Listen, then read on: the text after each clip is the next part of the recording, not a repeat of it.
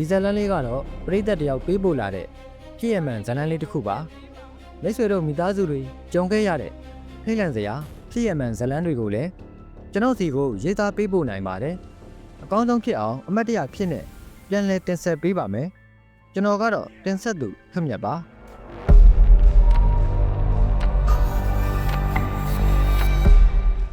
လွန်ခဲ့တဲ့နှစ်အနည်းငယ်ကပေါ့ကျမတို့မောင်နှမ6ယောက်ရဲ့မိဘ2ပါးရဲ့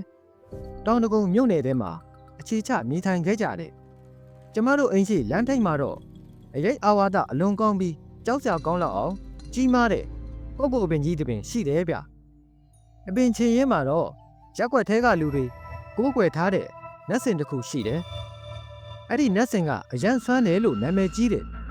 လူတွေကအစင်မပြေရင်အဲ့ဒီအပင်အောက်ကိုတွားပြီးတော့ဆူတောင်းကြတယ်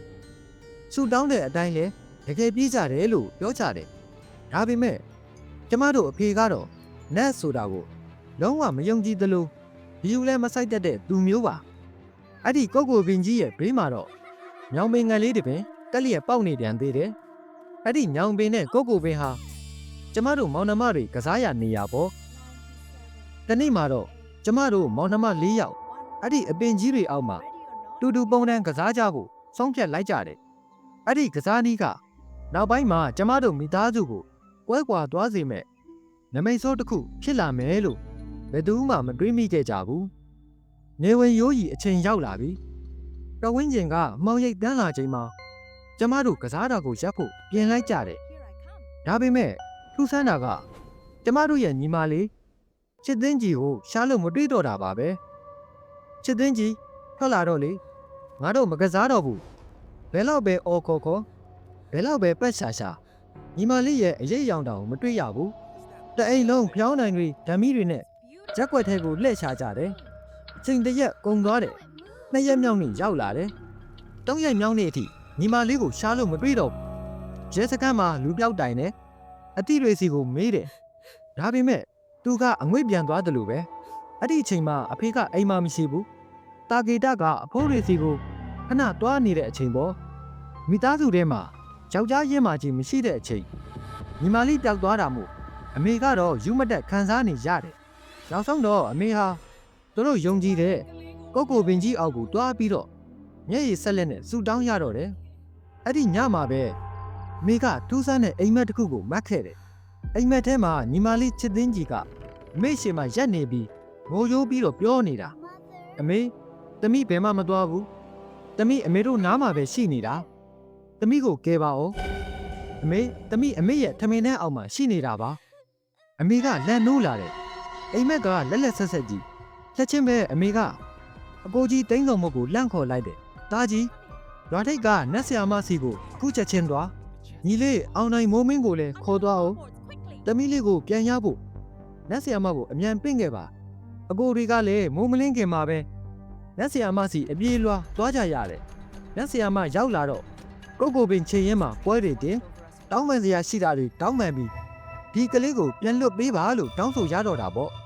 အဲ့ဒီလိုပွဲပေးပြီးမကြခင်မှာပဲထူးဆန်းစွာနဲ့ညီမလေးချစ်သိန်းကြီးကိုပြန်တွေးခဲ့ရတယ်ဒါပေမဲ့သူပြန်ပေါ်လာတဲ့နေရာကဘယ်သူမှမထက်မှတ်ထားတဲ့နေရာဗျသူဟာအဲ့ဒီ3ရက်လုံးလုံးအိမ်ကထမိန်တန်းအောင်မှာပဲရှိနေခဲ့တာတဲ့ကျမတို့ဘယ်နှခေါက်ဖြတ်သွားဘယ်နှခေါက်ပဲရှာရှာမမြင်ခဲ့ရပဲလက်စင်ကဖုံးကွယ်ထားခဲ့တာပေါ့အဖေကတာဂီတာကနေပြန်ရောက်လာချိန်မှာ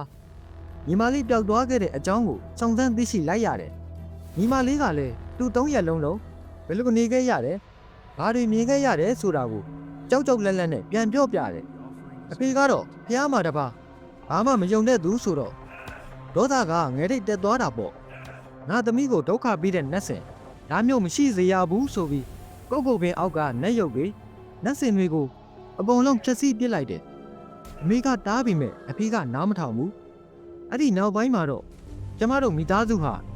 မိန့်ကြမှုတွေနဲ့စတင်ကြုံတွေ့ရတော့တာပဲအဖေနတ်စင်ဖြက်ပြီးမကြဘူးအိမ်ကငွေကြေးတွေအเจ้าမဲ့ကုန်ခန်းလာတယ်ဖွင့်ထားတဲ့အိမ်ဆိုင်လေးကလည်းရောင်းလို့မကောင်းတော့ဘူးအိမ်မှာအဖေနဲ့အမေကလည်းအเจ้าမရှိအเจ้าရှာပြီးနေတိုင်းရန်တွေဖြစ်ကြတယ်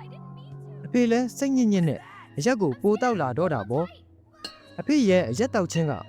နောက်ဆုံးတော့ သူ့ကိုသေမင်းစီကိုပို့လိုက်တာပါပဲအဖေဟာအရက်ကြောင့်ဖြစ်တတ်တဲ့တီဝီယောဂါနဲ့ဆုံးပါသွားခဲ့ရတယ်အဲ့ဒီရဲ့မန်နန်ကြီးပြိုလဲသွားတဲ့နောက်မှာကျမတို့မိသားစုဟာလေလောကဒန်တန်းကိုမခံနိုင်တော့ပဲတကွဲတပြားစီဖြစ်သွားခဲ့ကြတယ်အခုဆိုရင်ကျမတို့မောင်နှမတွေတယောက်တနေရာစီဝေးကွာနေကြပါပြီအတိတ်ကနှွေးထွေးခဲ့တဲ့မိသားစုဘဝလေးကကိုကိုပင်ကြီးရဲ့အရေးအောက်မှာပဲပျောက်ဆုံးသွားခဲ့ရတယ်လို့ပါပဲကျမရဲ့ညီမလေးချစ်သိန်းကြီးကတော့အခုအသက်18နှစ်ရှိနေပါပြီဒါပေမဲ့သူဟာဒီနေ့ထိ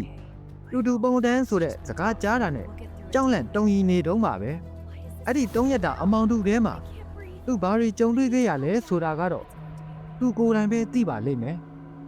ဒီဖြစ်ရက်ကနေကျမသင်ခန်းစာတစ်ခုရလိုက်တာကတော့ကိုမယုံကြည်ရင်တောင်မှတပားသူ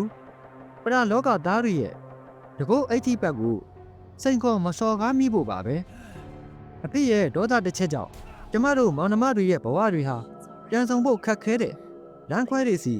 ရောက်သွားခဲ့ရတာမလို့ပါ